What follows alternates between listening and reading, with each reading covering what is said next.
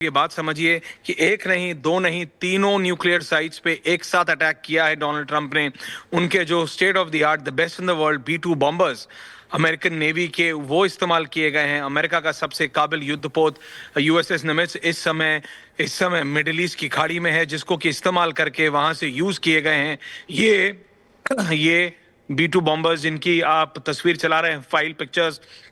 और दूसरी तरफ वो प्रतिक्रिया अमेरिका के राष्ट्रपति की, डोनाल्ड ट्रंप की, जिसके अंदर वो साफ तौर से लिख रहे हैं कि वो सभी अमेरिकन एयरफोर्स के पायलट्स और वो प्लेन वापस अमेरिकन वो वापस सुरक्षित निकल चुके हैं।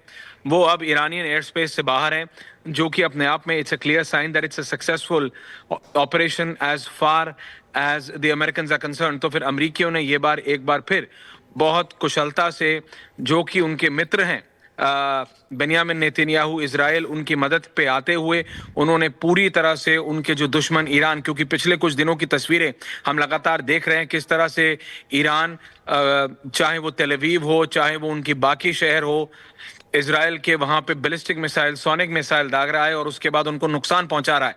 लेकिन बेनियामिन नेतन्याहू ने कहा था कि ट्रंप को पता है उनको इस जंग में कब कूदना है। ट्रंप जानते हैं कि क्या इजराइल और अमेरिका की दोस्ती के लिए सबसे अच्छा है, और वही करके दिखाया है ट्रंप ने।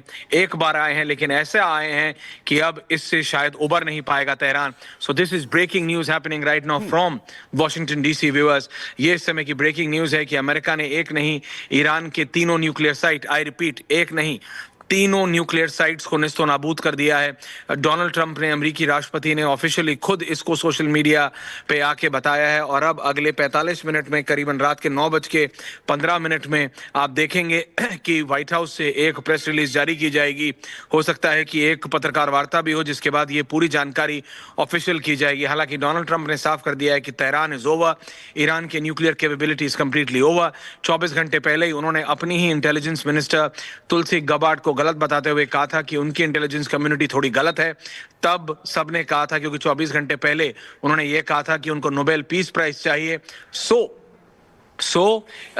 ये कहा जा रहा था कि तेहरान अब इस पे खेल सकता है, क्योंकि अगर डोनाल्ड ट्रंप को नोबेल पीस प्राइज चाहिए तो वो अटैक नहीं करेंगे तेहरान पे। पर ये डोनाल्ड ट्रंप हैं, ये बोलते कुछ और हैं, करते कुछ और हैं, और इनको समझने में अभी दुनिया को थोड़ा समय लगेगा, दुनिया के लीडर्स को थोड़ा समय लगेगा। लेकिन डोनाल्ड ट्रंप जो चाहते हैं वो कर रहे हैं। डोनाल्ड ट्रंप की तरफ से उसमें सबसे लास्ट में लिखा है, now is the time for piece.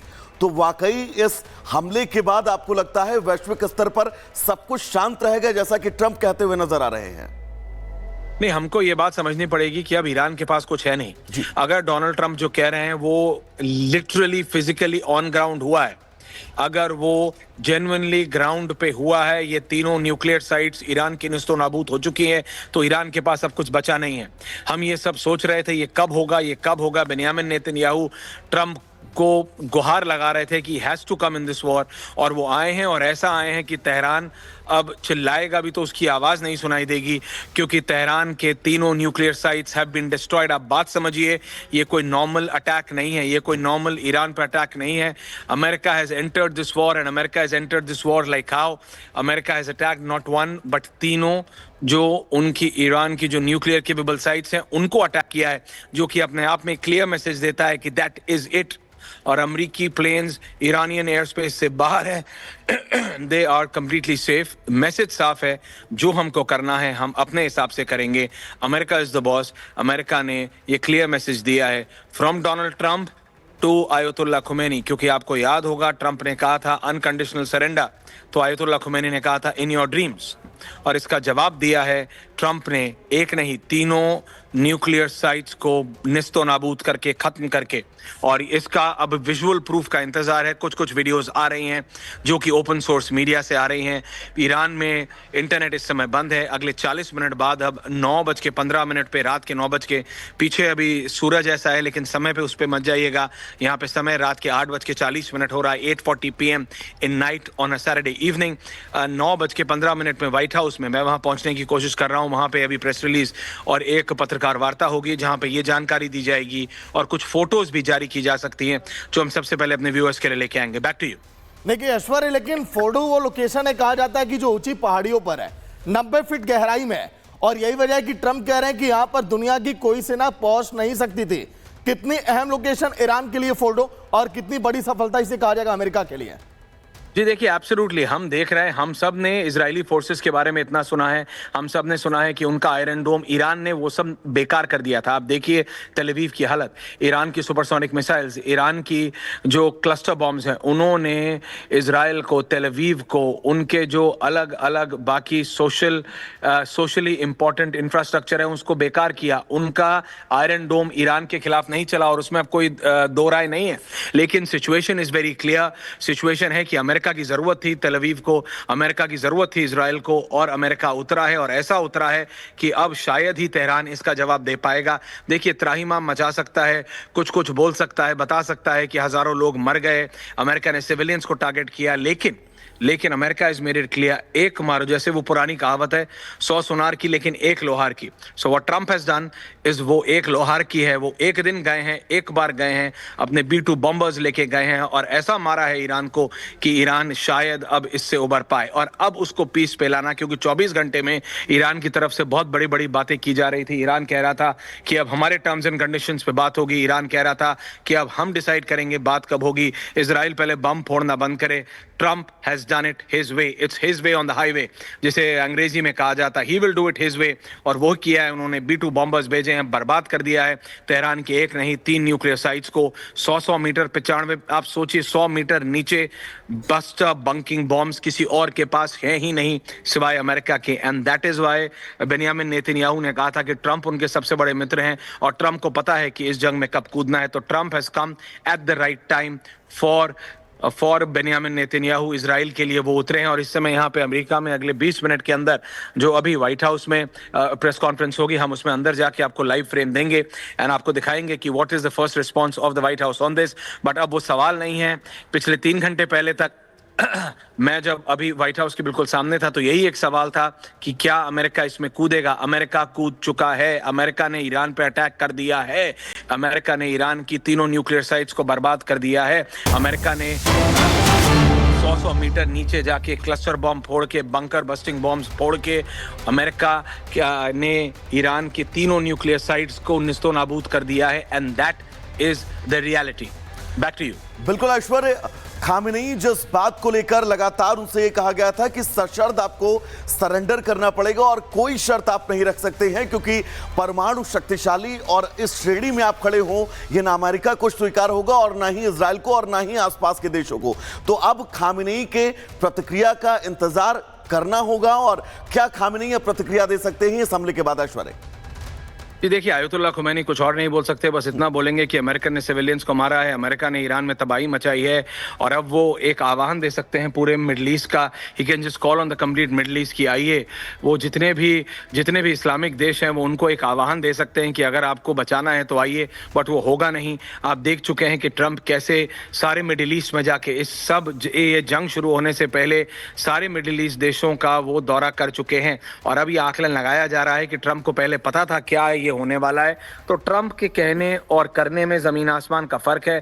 Trump जो कहते हैं वो कुछ और होता है, लेकिन जो करते हैं वो कुछ और इसी के चलते मैं आपको लगातार ये बात बता रहा हूं, जो अब किया है डोनाल्ड ट्रंप ने, ईरान का इससे उबरना, तेहरान का इससे उबरना बिल्कुल नामुमकिन है। ईरान को शांति नहीं, अमेरिका जो कहेगा अब ईरान को मानना पड़ेगा, because it is America versus Iran, it's no more Israel versus Iran. ये अब इजराइल और ईरान नहीं, ये अब अमेरिका ईरान है। अमेरिका ने और अमेरिका के राष्ट्रपति ने ऑफिशियली अनाउंस किया है कि हमने ईरान की एक नहीं 3 न्यूक्लियर साइट्स को निस्तो नाबूद कर दिया है, एंड दिस इज मैसिव। लेकिन ऐश्वर्य, अब पूरी दुनिया में क्या संदेश अब जाएगा, क्योंकि अगर अमेरिका ने हमला किया, कई ऐसे देश हैं वो चाहते भी थे कि अमेरिका हमला ना करे। देखिए, संदेश सिर्फ एक है, America is the boss, America will do what it wants. Trump वो करेंगे जो उनको ठीक लगता है। ट्रंप अपने दोस्तों के लिए खड़े हैं।